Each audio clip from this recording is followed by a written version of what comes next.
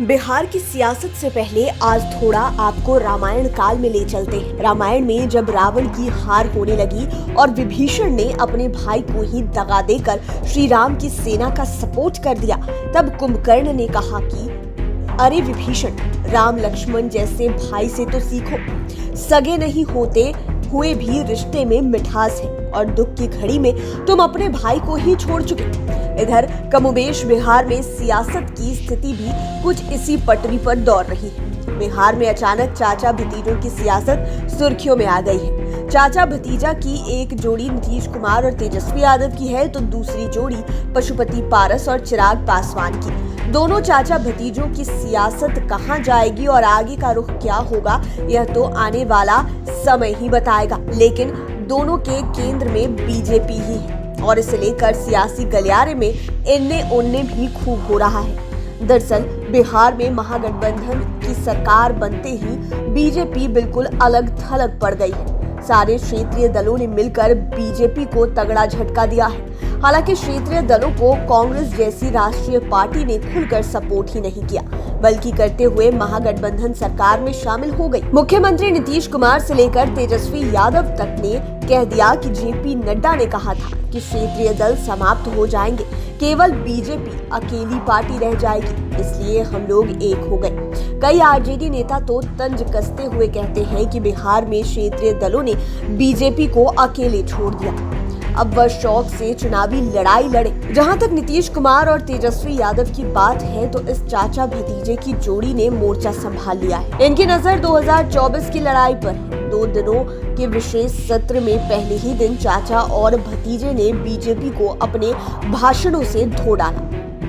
चाचा नीतीश कुमार ने तो अपने महज 20 मिनट के ही भाषण में ऐसा धोया कि बीजेपी विधायक बॉयकॉट करने को बाध्य हो गए। हालांकि नीतीश कुमार बार बार कहते हुए नजर आए कि आप लोगों को हम थोड़े बोल रहे हैं, हम तो दिल्ली में बैठी केंद्र की सरकार को सुना रहे हैं। फिर उन्होंने यह भी कहा कि यह सब भागकर जाएंगे कहां, सुनना तो पड़ेगा। नीतीश कुमार ने यह भी कहा कि देश के सभी विरोधी दल एकजुट हो जाएं तो फिर देखिएगा 2024 का रिजल्ट क्या होगा। हमने जब महागठबंधन में जाने का निर्णय लिया तो देश के बड़े बड़े विरोधी नेताओं ने हमें फोन करके बधाई। उन नेताओं ने कहा कि आपने बहुत अच्छा निर्णय लिया है। यह तो सबको पता है कि नीतीश कुमार जब बोलते हैं तो खूब बोलते हैं। वे लगातार घंटों बोल सकते हैं और बिना देखे हुए बोल सकते हैं। हर किसी को लग रहा था कि वे बीजेपी को आज किस स्तर तक धोते, लेकिन विरोधी दल के विधायकों के बॉयकॉट करने से उनकी मंशा पूरी नहीं हो पाई। यह कसक उनके चेहरों से देखने को मिल भी गई थी। नीतीश कुमार के पहले तेजस्वी यादव ने भी कह दिया कि ये हमारे गार्जियन हैं, हमारे चाचा हैं। जब घर में कुछ होता है तो इन्ने उन्ने हो ही जाता है, लेकिन विरोधी भी इन्ने उन्ने ना करें। चाचा भतीजे के रिश्ते पर भी तेजस्वी बोले। उन्होंने कहा कि जब ये आपके साथ थे तब भी इन्होंने हमें डांटते हुए कहा था कि तुम मेरे भाई समान दोस्त के बेटा हो। इससे आपको पता नहीं चला कि नीतीश कुमार हमें कितना अधिक मानते हैं। जब तेजस्वी यादव सदन में बोल रहे थे तो नीतीश कुमार मंद मंद मुस्कुरा रहे थे। पॉलिटिकल एक्सपर्ट्स भी मानते हैं कि चाचा भतीजे की जोड़ी इसी तरह हावी रही तो बीजेपी की टेंशन बढ़नी तय है। वे यह भी मानते हैं कि इन राजनेताओं को आप सीबीआई, ईडी या फिर अन्य जांच एजेंसियों से कब तक दबा सकते हैं। दरअसल जिस तरह बिहार में महागठबंधन सरकार के फ्लोर टेस्ट के दिन ही आधा दर्जन आरजेडी नेताओं के ठिकानों पर सीबीआई की रेड हुई, उसे लेकर तेजस्वी ने तो बीजेपी को जमकर धोया ही नहीं बल्कि जांच एजेंसियों को बीजेपी का जमाई तक बता दिया। बहरहाल बिहार पॉलिटिक्स में नीतीश कुमार और तेजस्वी यादव चाचा भतीजे के रूप में बीजेपी की टेंशन बढ़ा दी है, लेकिन जिस भतीजे से उम्मीद नहीं थी कि ऐसा करेंगे, उस भतीजे ने भी बीजेपी की टेंशन बढ़ा दी है। इतना ही नहीं, वह भतीजा अपने चाचा के भी पीछे पड़ा हुआ है, साथ ही तेजस्वी के चाचा को भी लपेट रहा है। यहाँ हम बात कर रहे हैं सगे चाचा भतीजा की। अब तो आप समझ गए होंगे कि हम चिराग पासवान और उनके चाचा पशुपति कुमार पारस की बात कर रहे हैं।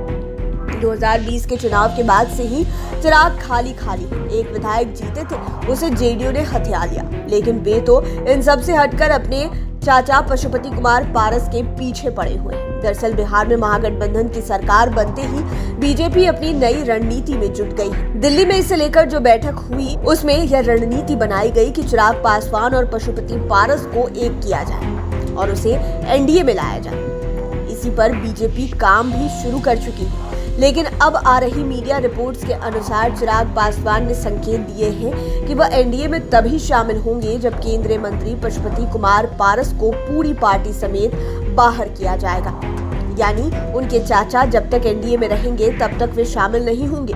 कहा जाता है कि चिराग की यही एकमात्र शर्त नहीं है, वे यह भी कहते हैं कि नीतीश कुमार के लिए भी एनडीए के रास्ते फाइनली बंद हो और लोकसभा चुनाव की सीटें अभी क्लियर कर दी जाएं।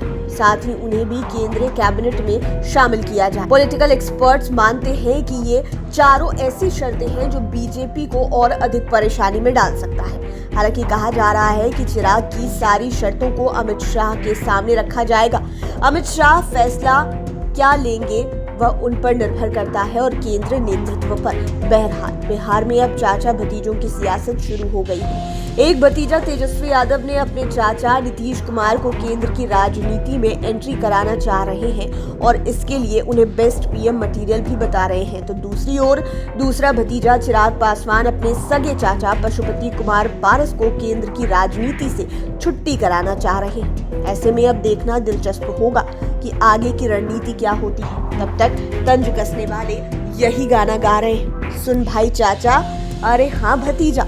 लाइव सिटीज के लिए राजेश ठाकुर की स्पेशल रिपोर्ट। अगर अभी तक आपने हमारे चैनल को सब्सक्राइब नहीं किया है तो जरूर कर लें। ये वीडियो फेसबुक पर देख रहे हैं तो पेज को लाइक करें, साथ ही साथ हमें ट्विटर पर जरूर फॉलो करें। धन्यवाद।